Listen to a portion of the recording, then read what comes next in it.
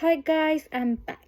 As I said in my previous video, we will start watching a Chinese drama which is still broadcasting in China, and this is the drama. And I know you guys have already guessed, many of you guys have already guessed.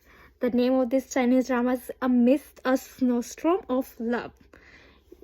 And this is still broadcasting in China, and I know its rating is very high, which I'm pretty much sure is more than 8, but I'm not sure. And according to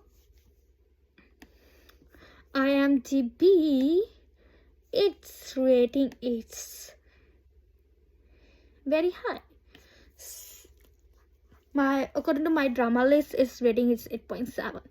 So yeah, it's more than on Wiki it's in 9.6, and in IMDb it's 8.1. So it's rating very high.